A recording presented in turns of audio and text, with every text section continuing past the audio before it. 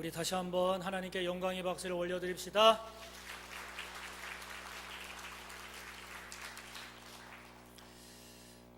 그리고 이 시간에 우리가 용산구청에서 위탁을 받아서 그 구립 용문 어린이집을 우리가 이제 운영을 하게 됐어요. 그래서 얼마 전에 이제 개원식을 했는데 오늘 그 용문 어린이집 이제 교사로 수고하시는 선생님들이 오셨어요. 저 가운데 보면 우리 그 예규록 집사님 옆으로 해서 쪼르르 이렇게 앉으셨어요. 잘 해주시기를 또 잘 부탁드린다는 의미로 여러분 격려의 박수를 부탁합니다.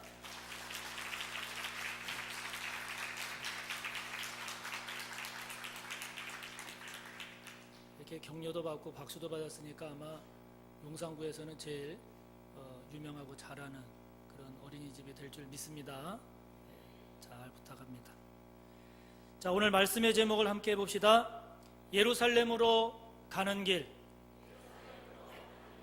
예루살렘으로 가는 길. 저의 고향은 충청남도 당진군 정미면 대운살리 562번지입니다. 저의 아버지는 초등학교 4개월 다닌 게 학력의 전부예요. 그러셨던 아버지가 17살 17세 되던 해에 어느 날 새벽 닭장에 있는 닭 7마리를 포대에 담아서 무작정 서울로 상경하게 됩니다. 왜 그러셨는가? 가끔 아버지 얘기하셨는데 말씀하시기를 저희 그 시골집 가면 뒤에 선산이 쭉 있어요.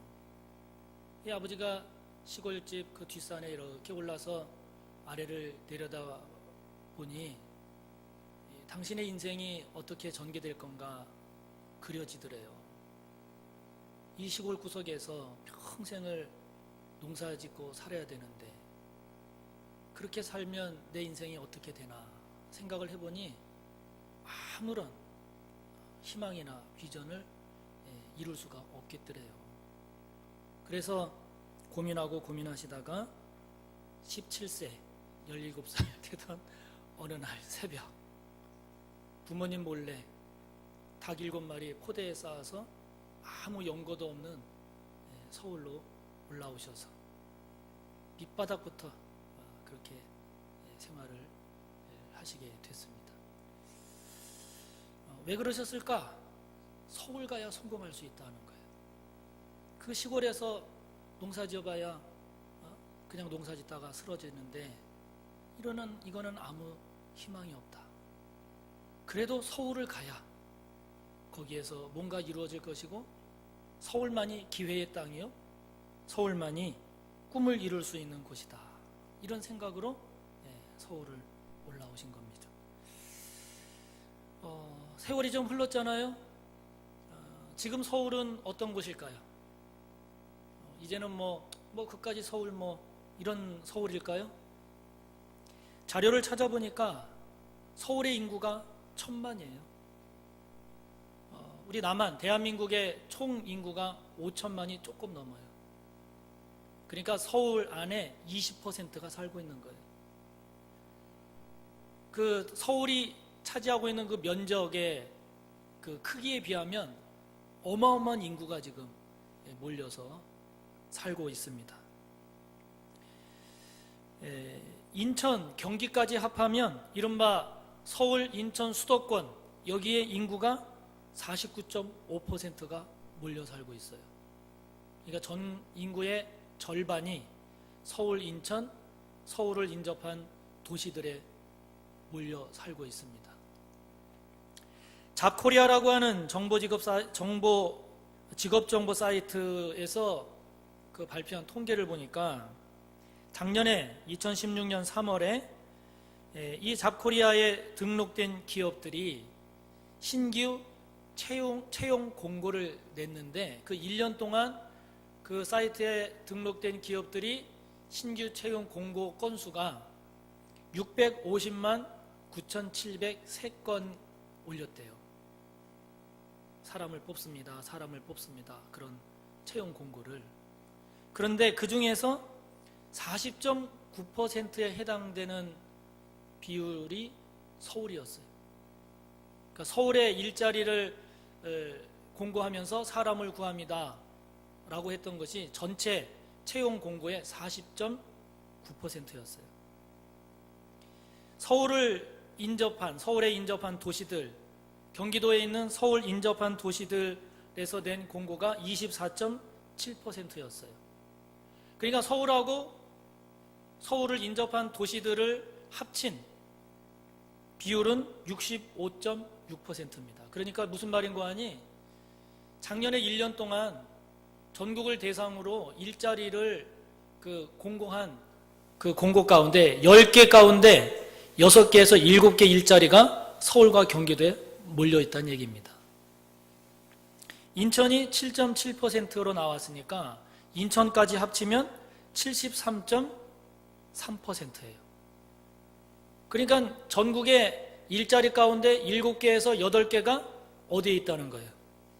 서울, 인천, 경기도 여기에 있다는 거예요. 수도권에. 이런 일자리뿐만 아니라 여기에다가 이제 교육 문제, 교통 문제, 의료, 문화 이러한 것들을 종합해서 고려를 하면 오늘날도 사람들 생각 속에, 대한민국 사람들의 마음 속에는 여전히 그래도 서울 가야 돼. 못해도 수도권에는 있어야 돼. 이런 생각들이 우리 온 대한민국 사람들의 마음에 자리 잡고 있음을 우리가 확인할 수가 있습니다.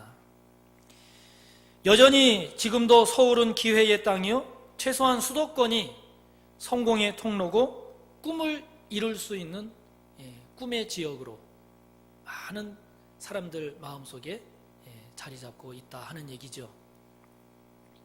예수님 당시 서울은 어디였을까요? 예루살렘이에요. 예루살렘. 당시 예루살렘이 이스라엘 전체에 끼쳤던 영향력은 지금의 우리의 서울과 수도권보다 더 컸어요. 세계적인 성서학자인 예레미야스라고 하는 학자에 의하면 당시 예루살렘의 경제 규모는 전체 이스라엘의 80%를 차지했대요. 많게는 90%까지 예루살렘이 전체 이스라엘 경제를 차지했대요. 그러니까 당시에 예루살렘은 절대적인 도시입니다. 지금의 서울 수도권을 뛰어넘는 절대적인 도시가 예루살렘이었어요. 예루살렘에는 왕궁이 있습니다. 그리고 솔로몬 성전, 즉 예루살렘 성전이 있었기 때문에 예루살렘에는 인구가 제일 많았고 경제는 말할 것도 없고 종교, 사회, 교육에 이르기까지 모든 것들이 예루살렘에 집중되어 있었어요. 그래서 야망이 있는 사람이라고 한다면 누구나 다 어디를 가기를 꿈꿨을까요? 다 예루살렘. 예루살렘에 가야 성공할 수 있고 예루살렘에서 성공해야 그것이 진짜 성공이고 예루살렘만이 꿈과 비전을 이룰 수 있는 곳이었습니다. 그런데 오늘 본문 17절을 보면 예수님께서 지금 어디로 올라가십니까? 그 예루살렘으로 올라가려 하십니다. 제자들을 데리고 예루살렘으로 가십니다. 지금까지 주된 사역이었던 저 북쪽 지방의 갈릴리를 떠나서 이제 예루살렘을 향해서 제자들을 데리고 이스라엘의 중심 중의 중심인 예루살렘으로 예수님께서 지금 가고 계십니다. 한번 생각해 봤어요. 이때 예수님의 제자들의 마음에 어떤 생각을, 어떤 마음을 갖고 이 제자들이 예수님과 함께 예루살렘으로 가고 있었을까? 생각을 해보니까 아마 모르긴 몰라도 제자들의 마음이 굉장히 들떴을 것 같아요. 많이 설레었을 것 같습니다. 이야, 드디어 예루살렘으로 간다. 우리 예수님이 드디어 예루살렘으로 가신다. 지금까지 예수님께서 갈릴리 지역을 중심으로 행하셨던 그 엄청난 기적들, 예수님께서 선포하시는 말씀으로 감동받았던 그 수많은 사람들, 그것을 알고 있는 제자들에게는 지금 예수님께서 예루살렘으로 가신다, 이것은 우리 예수님 예루살렘만 가시면 요즘 말로 말하면 진짜 이건 대박이야. 이건 뭐 물을 것도 없고 따질 것도 없는 거예요. 지금까지 예수님의 그 모습만 생각을 해보면 예루살렘에 가면 이제 예수님 주변에 몰려들 그 엄청난 군중들, 그 환호와 그리고 예수님을 따르는 무리들, 그야말로 성공과 영광의 나래를 펴면서 이 제자들이 부푼 가슴을 안고 예수님과 함께 지금 가고 있을 것입니다. 이런 제자들의 모습을 생각하고 있으면 여러분, 저와 여러분도 마찬가지 아닙니까? 지금 저와 여러분도 예수님과 함께 지금 인생의 길을 걸어가고 있지 않습니까? 예수님과 함께 예루살렘을 향해서 저와 여러분도 걸어가고 있습니다. 우리도 생각합니다. 우리도 꿈을 꿔요. 야, 예수님 믿으면 이렇게 잘 될 거야. 예수님 믿으면 하나님께서 우리의 인생을 이렇게 해주실 거야. 우리도 나름대로 장밋빛 인생의 꿈을 그리지 않습니까? 여러분, 어떤 그림을 그리며 지금 신앙생활을 하고 계신가요? 어떤 삶을 꿈꾸면서 예수님을 믿고 있습니까? 오늘 예수님은 이 12 제자들을 예루살렘으로 가는 길에서 따로 부르셨어요. 따로 부르셔서 예루살렘으로 올라가는 그 길의 의미를 오늘 제자들에게 말씀하십니다. 예수님께서 말씀하시는 예루살렘으로 가는 길, 그 길은 어떤 의미를 갖고 있을까요? 예수님 말씀하십니다. 예루살렘으로 가는 그 길은 십자가가 있고 부활이 있는 길이라고 말씀하십니다. 아멘. 자, 여러분, 18절과 19절을 우리 함께 읽어봅니다. 보라, 우리가 예루살렘으로 올라가노니 인자가 대제사장들과 서기관들에게 넘겨지매 그들이 죽이기로 결의하고 이방인들에게 넘겨주어 그를 조롱하며 채찍질하며 십자가에 못 박게 할 것이나 제3일에 살아나리라. 그렇지만 아마도 이 제자들에게 지금 예수님과 함께 올라가는 이 예루살렘 길은 아마도 제자들은 그렇게 생각했을 겁니다. 이제는 고생 끝! 행복 시작! 이렇게 생각을 하고 있었을 것입니다. 말씀드렸던 것처럼 그 예수님께서 행하신 놀라운 기적의 역사들, 예수님께서 선포하셨던 그 수많은 사람들이 감동받았던 예수님의 설교 말씀들, 수많은 사람들의 환호와 인정을 받으면서 예수님의 시대가 활짝 열려질 것이라고 예수님의 제자들은 기대하고 확신했을 것입니다. 그래서 예루살렘에 가기만 하면, 예루살렘에 가기만 하면 이런 마음이 제자들 가운데 충만했을 것입니다. 그런데 오늘 예수님의 말씀을 들어보니 그거하고는 좀 사뭇 다르지 않습니까? 예수님께서 말씀하시는 예루살렘의 길은 예수님 자신은 이방인에게 넘겨지는 길이라고 말씀하세요. 그 예루살렘 길은 예수님께서 조롱당하는 길이라고 말씀하세요. 그 예루살렘의 길은 예수님께서 채찍질을 당하고 마침내 십자가에 못 박혀 죽는 길이라고 말씀하십니다. 그리고 말씀하십니다. 십자가에 못 박혀 죽는 것으로 끝나지 않고 내가 다시 살아나리라. 부활의 길이라고 말씀하십니다. 예수님께서 지금 이렇게 고난당하고 십자가에 못 박혀 죽으신 다음에 부활하신다라고 하는 이른바 예수님의 순환 이야기는 오늘 본문이 벌써 세 번째입니다. 앞서 마태복음 16장 21절에서 예수님 처음 말씀하십니다. 17장 22절 23절에서 두 번째 말씀하세요. 그리고 지금 세 번째 제자들에게 또 말씀하세요. 내가 예루살렘으로 지금 가는데 가면은 내가 이방인에게 넘겨지고 조롱당하고 채찍당하고 십자가에 못 박혀 죽고 사흘 만에 살아난다. 예수님께서 이렇게 예수님의 고난에 대해서 세 번에 걸쳐서 말씀하셨다라고 하는 것은 이 사건이, 십자가의 이 사건이라고 하는 것이 예수님께서 피할 수 없어서 어쩔 수 없이 당하는 고난이 아니라는 거예요. 예수님은 예상 못했는데 어느 날 갑자기 닥친 뜻밖의 사건이 아니라는 거예요. 이 예수님의 고난은 예수님은 이미 이것이 하나님의 뜻임을 알고 있었다는 거예요.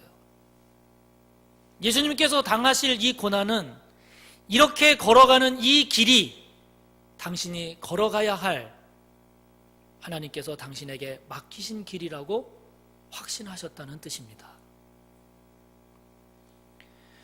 그것을 예수님은 오늘 본문 마지막 28절에서 이렇게 말씀하십니다. 28절을 우리 함께 읽어볼까요?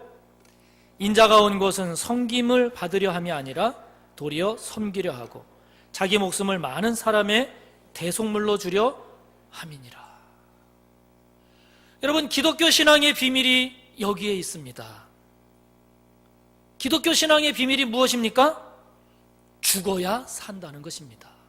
할렐루야. 저와 여러분이 죄에 대해서 죽어야만 죄에 대해서 이길 수 있다는 것이 기독교 신앙의 비밀입니다. 죄된 저와 여러분이 십자가에서 못 박혀 죽어야 주님처럼 다시 살아나는 부활의 역사가 있다는 것이 기독교 신앙의 비밀입니다. 저와 여러분이 죽지 않으면 결코 기독교 신앙의 진수를 맛볼 수가 없습니다.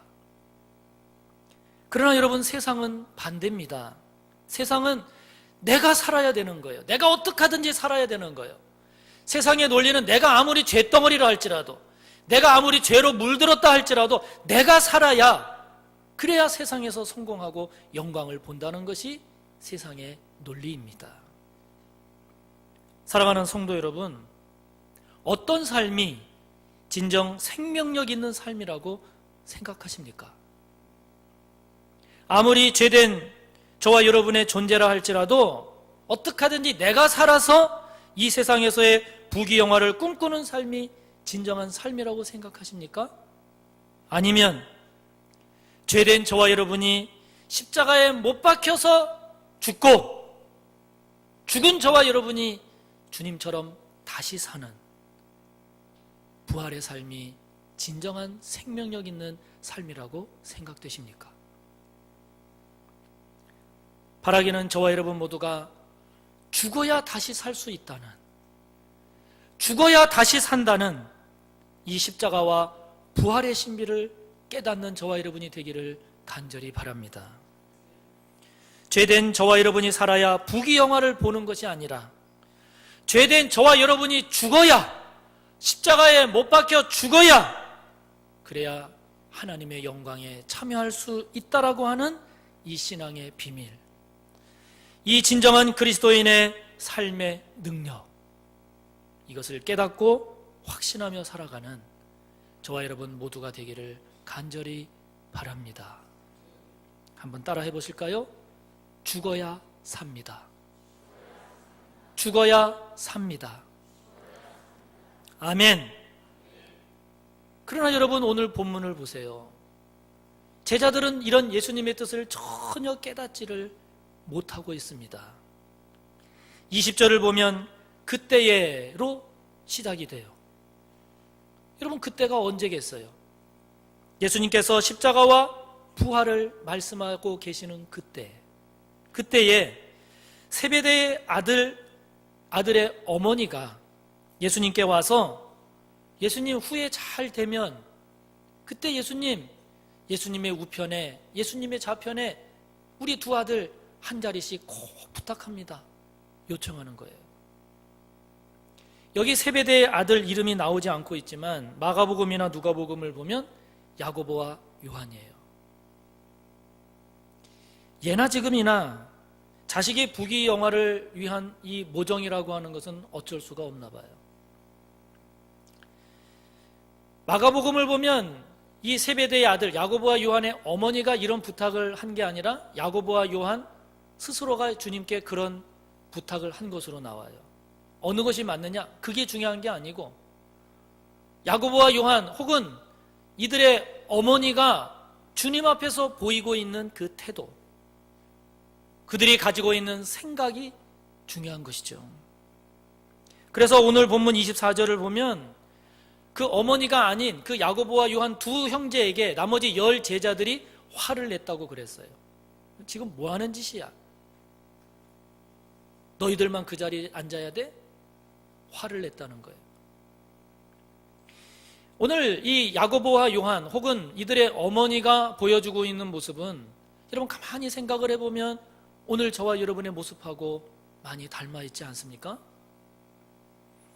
저와 여러분이 예수님하고 아무리 가까이에 있다 할지라도, 저와 여러분이 예수님의 뜻을 제대로 전혀 깨닫지 못하면 저와 여러분 또한 이 야고보와 요한처럼 이들의 어머니처럼 엉뚱한 생각으로 예수님의 뜻과는 전혀 딴판으로 우리의 신앙의 길과 우리의 삶이 흘러갈 수 있구나 하는 것을 깨닫게 되지 않습니까? 교회를 다니고 직분을 받았어도 야고보와 요한처럼 이들의 어머니처럼 자칫 엉뚱한 생각을 가지고 주님과는 반대되는 어이없는 삶을 살아갈 수도 있음을 오늘 말씀을 통해 저와 여러분 다시 한번 우리 자신을 돌아보는 귀한 계기가 되기를 바라는 것입니다. 그렇다면 여러분, 누가 예수님의 오른쪽에 예수님의 왼쪽에 앉을까요? 어떤 사람이 그 자리의 주인공이 될까요?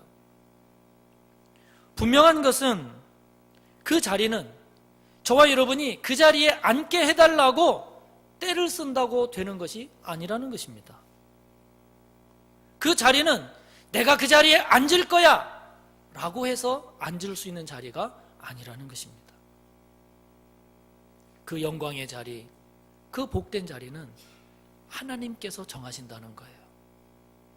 하나님이 정하신다는 거예요. 22절과 23절입니다. 함께 읽어봅니다. 예수께서 대답하여 이르시되 너희는 너희가 구하는 것을 알지 못하는도다. 내가 마시려는 잔을 너희가 마실 수 있느냐? 그들이 말하되 할 수 있나이다. 이르시되 너희가 과연 내 잔을 마시려니와 내 좌우편에 앉는 것은 내가 주는 것이 아니라 내 아버지께서 누구를 위하여 예비하셨든지 그들이 얻을 것이니라. 아멘. 예수님의 오른쪽 자리, 왼쪽 자리는 우리가 때를 쓴다고, 우리가 내가 거기에 앉겠다고 해서 앉을 수 있는 자리가 아니라 하나님께서 정하고 평가해서 앉히신다는 거예요. 그 TV 프로그램 중에 그 유명한 배우들이 나오고 또는 그 사람들이 좋아하는 아주 인기 있는 아이돌 가수들이 그 나오는 그 자리에 일반인이 출연을 해서 자기가 가지고 있는 그 고민을 방송을 통해서 얘기를 하고 그 고민을 함께 나누는 그런 프로그램이 있습니다. 그런데 언젠가 보니까 어느 여자분이 나왔는데 세상에 그날따라 그 여자분이 너무 좋아하는 사람이 나왔나 봐요. 그 연예인 중에. 근데 그 출연자가 가운데 앉으면 그 연예인들이 이렇게 좌우에 앉거든요. 너무 좋아가지고 어쩔 줄을 몰라 하는 거예요, 이분이. 이렇게 진행하는 분이 이분을 좀, 연예인을 좀 보라고 그랬더니 눈을 못 마주쳐요. 너무 좋아서. 너무 흥분되고 막 너무 기뻐서 어떡하지? 너무 좋아서. 여러분, 예수님의 오른편에 왼편에 앉는 자리가 여러분 얼마나 기쁜 자리일까요? 그거 뭐 앉아도 그만 안 앉아도 그만 그런 자리일까요? 여러분, 상상할 수도 없는 기쁨의 자리일 거예요. 정말 우리로서는 정말 가늠할 수 없는 영광스러운 자리일 거예요. 대통령이 참석하는 행사를 보면 대통령의 바로 오른쪽이나 왼쪽에 앉는 자리가 가장 예우받는 자리잖아요. 그래서 그 자리에 초청받아서 앉으면 여러분 얼마나 자랑스러워합니까?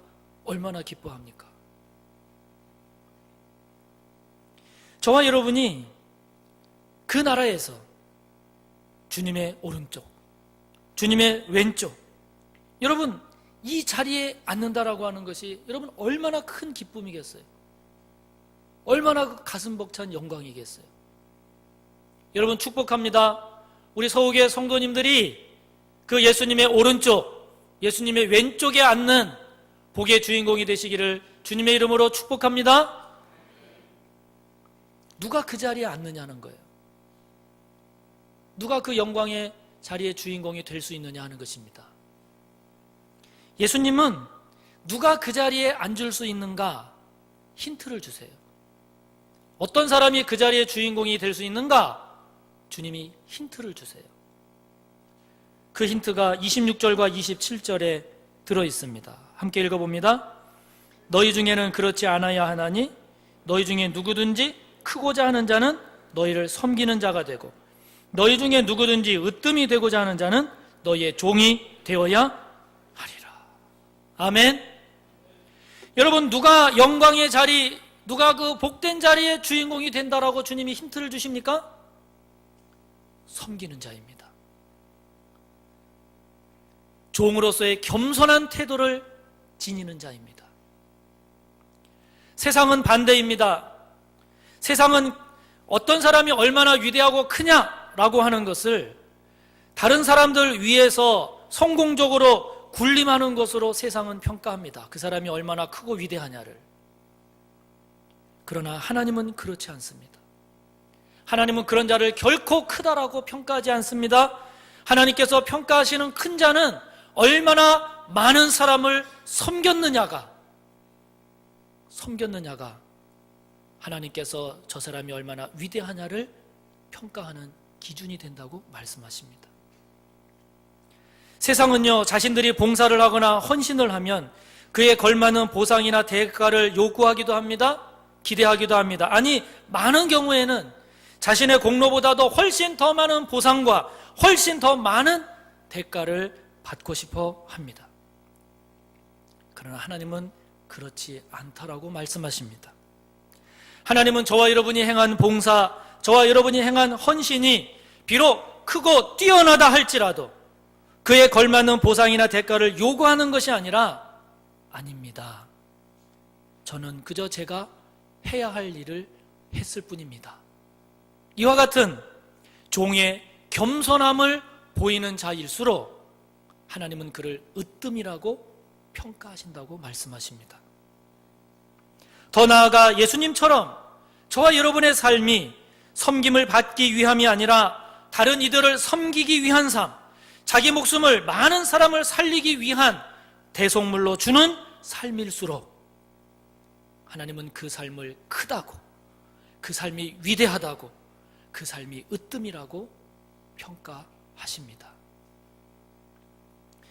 최근에 모 재벌의 아들이 행한 폭언과 폭행을 접하면서 많은 국민들이 분노했습니다. 왜 분노했습니까? 그가 자신의 정당한 권리를 행사한 것이 아니라 오히려 부당하게 불법적으로 사람들 위해서 군림하는 모습을 봤기 때문에 분노한 것입니다. 우리가 많은 정치인들에게 실망하는 이유가 무엇입니까? 그것은 그들이 목소리만 컸지 목소리를 내는 것만큼 국민을 섬기는 모습을 보여주지 못했기 때문 아닙니까? 최근에 모 대형 교회가 원로 목사의 아들에게 교회를 세습을 했습니다. 이것 또한 이 사회를 보다 더 건강한 사회로, 보다 더 성숙한 사회로 만들기 위한 사려 깊은 섬김의 자세를 가졌더라면 그런 부끄러운 짓은 하지 않았을 것입니다.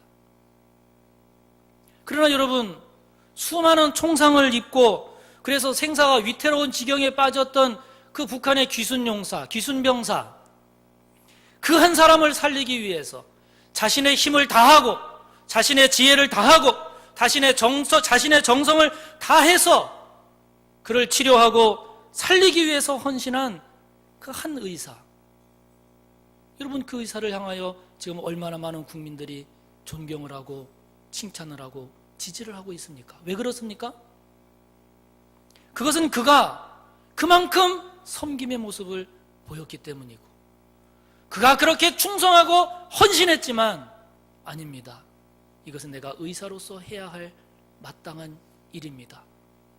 그런 종의 겸손한 모습을 보였기에 그것이 오히려 더 많은 이들에게 존경과 칭송을 받게 된 것 아닙니까? 사랑하는 성도 여러분, 예수님을 구주로 믿고 따르는 저와 여러분, 언제나 저와 여러분의 마음속에, 저와 여러분 속에 자리 잡고 있는 이 욕심, 이 이기심, 이 더러운 이 죄를 십자가에 못 박고, 그래서 그 십자가에서 저와 여러분이 죽어서 그로 인해 주님처럼 다시 사는 이 부활의 신앙, 다시 사는 이 부활의 삶, 여러분, 이것이 진정 하나님이 기뻐하시는 삶이 아닐까요? 이와 같은 부활의 신앙, 이와 같은 부활의 삶만이 주님께서 말씀하시는 그 예루살렘으로 가는 그 길 아닐까요? 그것이 섬김과 겸손한 종으로 살아가는 아름다운 그리스도인의 삶의 모습이 아니겠습니까? 그런 주님의 모습을 따라 오늘 이 시대를 그렇게 살아가는 저와 여러분 우리 모두가 꼭 되시기를 간절히 바랍니다. 함께 기도합니다. 진정한 예루살렘에 이르는 길을 깨닫게 해달라고 기도합시다.